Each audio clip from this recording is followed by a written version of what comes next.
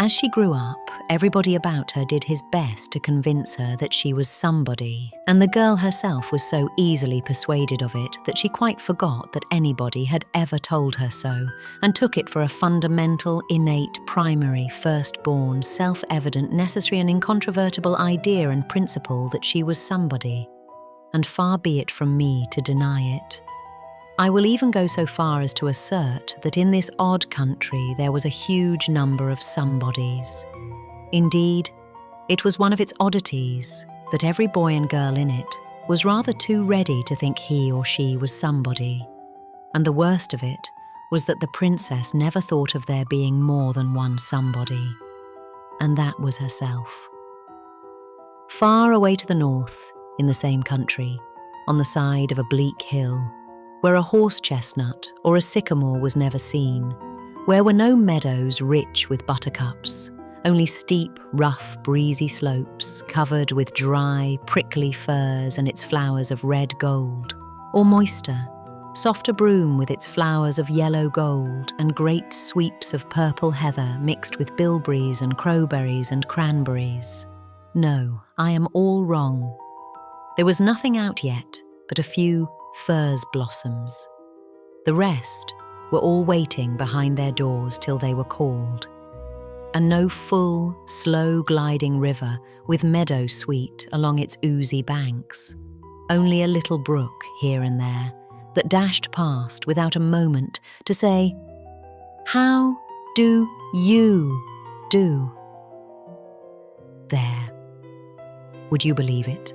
While the same cloud that was dropping down golden rain all about the Queen's new baby was dashing huge, fierce handfuls of hail upon the hills, with such force that they flew spinning off the rocks and stones, went burrowing in the sheep's wool, stung the cheeks and chin of the shepherd with their sharp, spiteful little blows, and made his dog wink and whine as they bounded off his hard, wise head and long, sagacious nose. Only when they dropped plump down the chimney and fell hissing in the little fire, they caught it then, for the clever little fire soon sent them up the chimney again, a good deal swollen and harmless enough for a while. There, what do you think, among the hailstones and the heather and the cold mountain air, another little girl was born, whom the shepherd, her father, and the shepherdess, her mother, and a good many of her kindred too, thought somebody.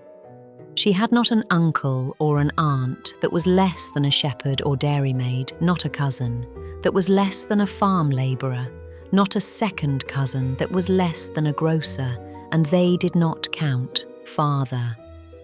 And yet, would you believe it, she too cried the very first thing.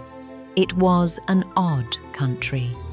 And what is still more surprising, the shepherd and shepherdess and the dairymaids and the labourers were not a bit wiser than the king and the queen and the dukes and the marquises and the earls. For they too, one and all, so constantly taught the little woman that she was somebody, that she also forgot that there were a great many more somebodies besides herself in the world. It was, indeed, a peculiar country, very different from ours. So different that my reader must not be too much surprised when I add the amazing fact that most of its inhabitants, instead of enjoying the things they had, were always wanting the things they had not, often even the things it was least likely they ever could have.